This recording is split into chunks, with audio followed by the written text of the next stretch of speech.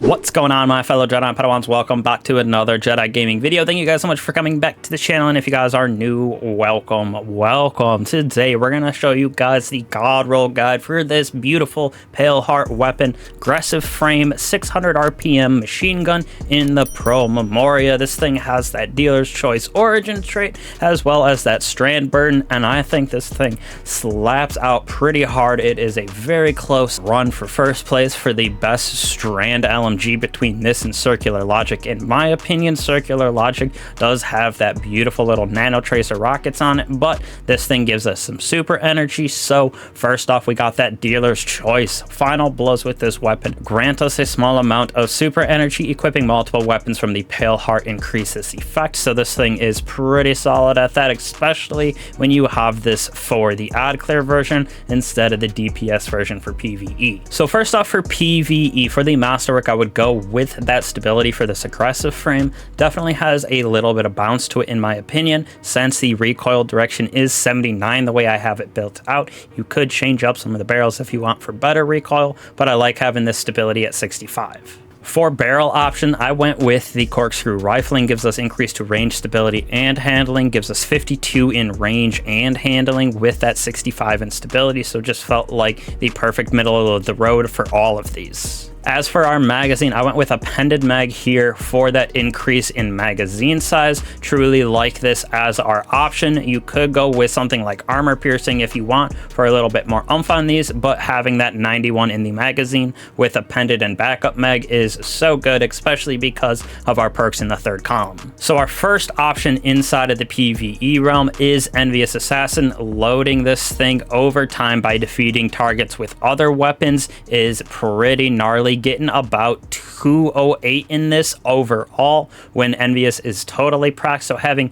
208 weapons on this plus some of the damage perks in the fourth column allow for some pretty juicy ability to crank out that DPS. Second option for you is Reconstruction. Basically the same thing, but it reloads itself over time up to double capacity, so about the same thing, 180 200 rounds in this depending on the circumstances. So again, having that many bullets on this weapon for DPS, even the ad clear potential, is absolutely disgusting inside of the PvE realm. Your last option, at least from my opinion, is Demolitionist. You could go with Hatchling if you want, maybe on a Strand Warlock or something, but Demolitionist definitely way better in my opinion, because those final blows give us grenade energy and then we can throw our grenade to reload, so a little bit of an ability spam, plus we can do that extra little bit of DPS because we can do a whole clip of that 91 at a target, throw our grenade, get 91 back, so we're shooting 180 basically, but also getting grenade energy. Now in the fourth column, we got a couple options. Again, one specifically for the ad clear potential, and I love it because we don't have this option on like any other strand weapons besides one.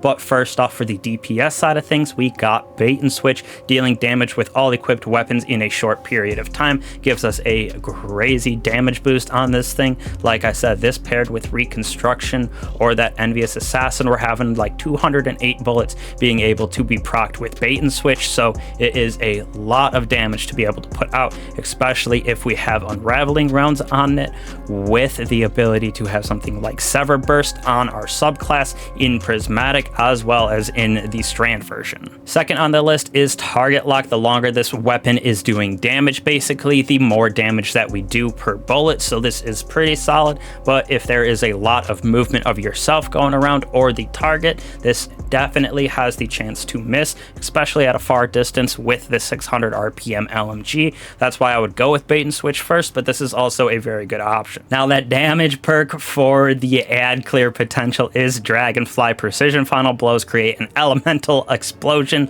also gives us a little bit of improved reload on this, so we're getting a big old strand explosion on this. With having like 208 bullets, you can clear whole waves of onslaught without even having to reload your weapon once. It is so disgusting for the ad clear potential, but I do like having that damage a little bit more because in most situations in that end game, having that damage potential is better in my opinion. But the super funness of Dragonfly is there, so I would give this thing a good 4.75, 4.8 out of 5 for the PvE round because of of its different options for its perks, and it's very good, very versatile for basically anything you're going into, from normal content all the way up to Grandmasters. When we move on to the PvP side of things, I'm going to go with range as our masterwork on this, trying to get stability and range as high as we can, almost at 70 for both of those. As for our barrel, small bore is definitely my #1 choice, gives us that increase in range and stability, like I said,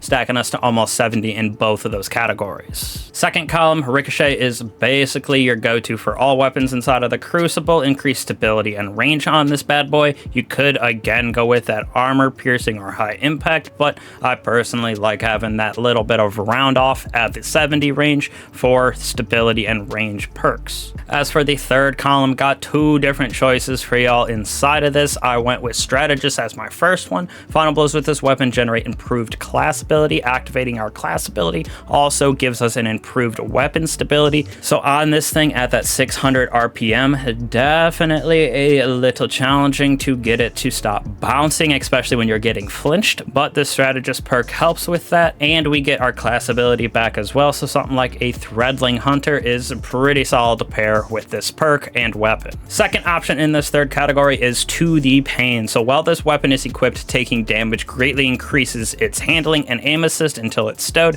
Taking more damage increases this effect, so since we're not going to have it out too often and not get too many kills in a row, to get strategist to practice might be the better choice, so you can get that nice handling and aim assist when you're getting damaged with this. It'll proc even before you pull out the weapon, so make sure that you just pull out this weapon, use it before you put it back away, because To Pain will disappear after that. On to the fourth column. First one right here is Frenzy. Being in combat for an extended period of time gives us 15% damage increase, plus we get handling and reload for this weapon until we are out of combat, so it's just an overall good perk for a consistent damage buff after you're in combat. Nice for the Crucible. Tap the Trigger is our last option in this category for PvP. Grants improved short period of stability and accuracy on that initial trigger pull, so you can use this to kind of just ping your trigger instead of just laying into enemies. Unless you got like all 6 of them in front of you in 6s,